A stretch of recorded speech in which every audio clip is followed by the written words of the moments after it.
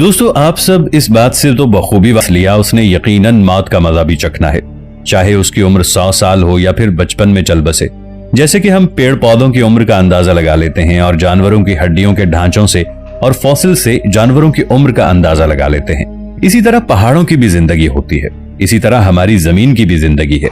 हमारी जमीन ने एक दिन खत्म हो जाना है, लेकिन आसमान में मौजूद खला और सैयारों की उम्र जमीन की उम्र से ज्यादा है, पर ये भी एक दिन खत्म हो जाएंगे।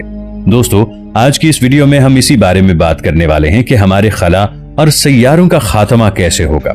दोस्तों, वीडियो में आगे बढ़ने से पहले पाकिस्तान के सबसे बड़े साइंटिफिक चैनल इफ टीवी को सब्सक्राइब कर लें और साथ मौजूद बेल आइकन को प्रेस कर लें ताकि हमारी आने वाली वीडियोस आप तक बर वक्त पहुंचती रहें। दोस्तों, आइए हम आपको आज से खरबों साल आगे लेकर चलते हैं। ये सब बातें मुहक्किकीन ने रिसर्च से साबित की हैं। आज से 100 करोड़ साल आगे आने के बाद हम ये देखते हैं कि हमारी दुनिया बहुत ज्यादा एडवांस हो चुकी है। सूरज जितना पहले गर्म था उससे कई गुना ज्यादा इसकी गर्माहट बढ़ चुकी है। सूरज आसमान पर काफी ज्यादा चमक रहा है और जमीन पर गर्मी बहुत हद तक बढ़ चुकी है। जमीन पर बढ़ने वाली गर्मी की वजह सिर्फ सूरज नहीं होगा, बल्कि हवाओं में मौजूद एयर पोल्यूशन भी सूरज की गर्मी को बढ़ाती है। नासा की एक रिपोर्ट के मुताबिक एक वक्त में जमीन का टेम्परेचर 5.14 डिग्री सेल्सियस था, लेकिन अब सूरज में हरारत बढ़ने की वजह से जमीन का औसतन दर्जा हरारत 50 डिग्री सेल्सियस तक पहुंच गया है। 21वीं सदी में लोगों को इस चीज से पहले ही खबरदार कर दिया गया है कि अगर हमने हवाई आलूदगी पर काबू ना पाया तो हमारी जमीन की ओजोन लेयर पूरी तरह से खत्म हो जाएगी और फिर गर्मी की इंतहा होगी। अब दोस्तों, थोड़ा सा और आगे बढ़ते हैं। अब हम 200 करोड़ साल आगे पहुंच गए हैं। आने वाले वक्तों में 100 करोड़ साल गुजर जाने के बाद हमारी जमीन का दर्जा हरारत बहुत ज्यादा बढ़ गया है। बढ़ती हुई गर्मी की वजह से आहिस्ता आहिस्ता समुद्र और नदियां सूखना शुरू हो रही हैं। गर्मी बढ़ने की एक और बड़ी वजह हमारे घरों में लगे हुए एसी हैं। एसी की वजह से हमारे घरों में तो ठंडक हो जाती है, लेकिन बाहर का दर्जा हरारत मुसलसल बढ़ता जा रहा है। इसी वजह से जमीन से जिंदगी खत्म होना शुरू हो गई है।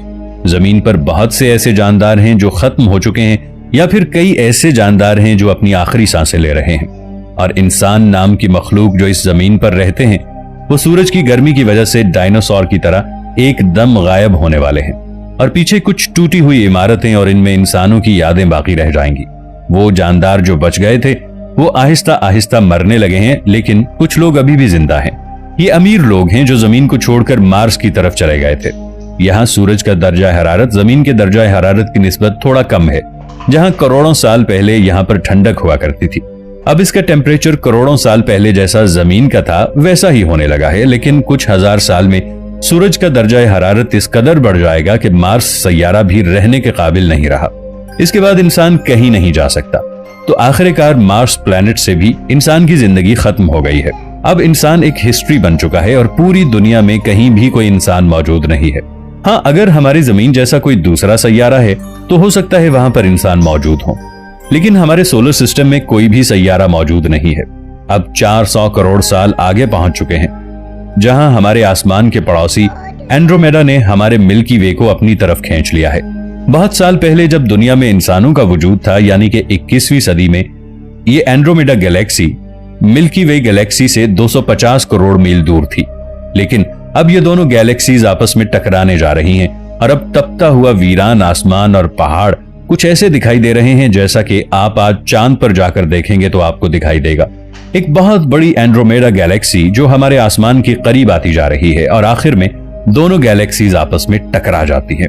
एंड्रोमेडा गैलेक्सी और मिल्की वे गैलेक्सी दोनों मिलकर एक बहुत बड़ी गैलेक्सी में बदल गए हैं, एक ऐसी सुपर गैलेक्सी जिसका कोई नाम नहीं होगा, क्योंकि इंसान नाम की मखलूक जो हर चीज को कोई ना कोई नाम दिया करती थी वो पूरी तरह सफाई हस्ती से मिट चुकी होगी, इसीलिए ये बेनाम रहेगी।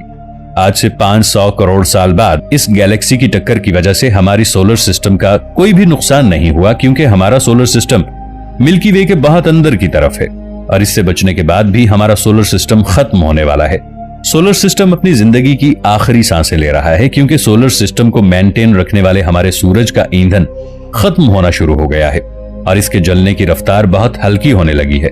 आहिस्ता आहिस्ता इसकी सारी रोशनी खत्म होती जा रही है। जब 21वीं सदी में इंसान जिंदा थे तब सूरज का साइज जितना था वो अपने साइज से आज 200 गुना और बड़ा हो गया है। इसका साइज बढ़ता ही जा रहा है और अब सूरज जमीन से देखने पर सुर्ख रंग का दिखाई देने लगा है। सूरज की गर्मी बढ़ती जा रही है और इसने सोलर सिस्टम के पहले सैयारे मरकरी को निगल लिया है और इसके बाद बारी बारी 7 सैयारों को निगलना शुरू हो गया है। इसने हमारी जमीन समेत सभी सैयारों को निगल लिया है और अब सिर्फ सूरज ही बचा है। आज से 1,500 करोड़ साल बाद हमारा सोलर सिस्टम खत्म हो चुका है और अब यहाँ मरता हुआ एक सूरज है और इसके आसपास सैयारों के चंद टुकड़े हैं जो किसी वक्त में हमारा बहुत प्यारा सोलर सिस्टम हुआ करता था। अब इसका वजूद पूरी तरह से मिट चुका है।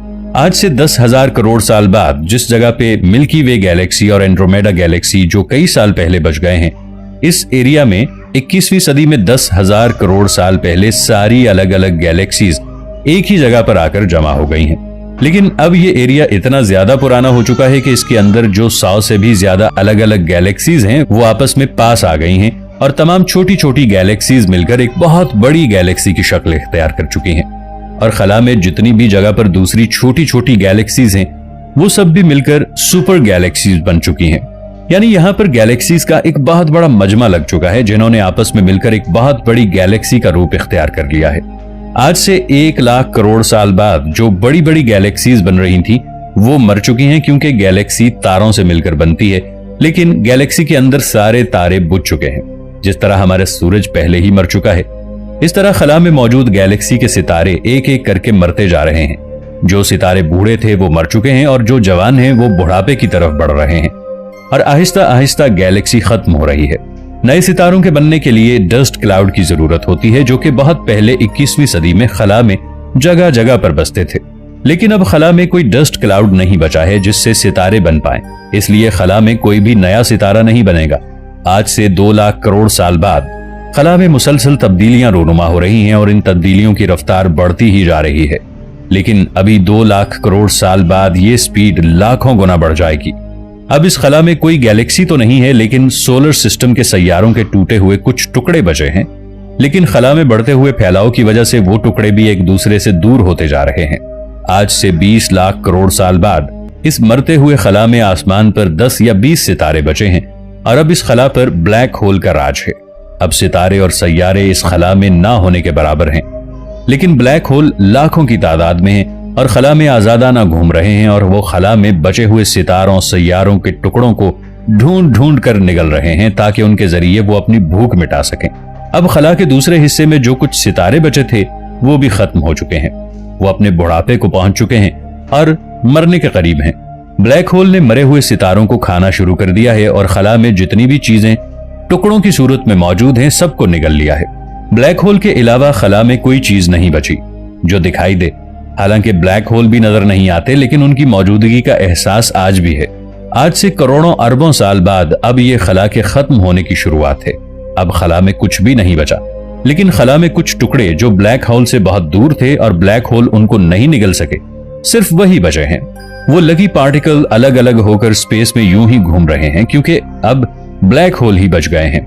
जो सैयारे बचे हैं वो ब्लैक होल के गिर्द ही चक्कर लगा रहे हैं क्योंकि वो सैयारे कभी सूरज या जमीन के गिर्द चक्कर लगाया करते थे और इस तरह वो ब्लैक होल के सामने आते जा रहे हैं और अब सभी ब्लैक होल मिलकर एक सुपर ब्लैक होल बनाने वाले हैं।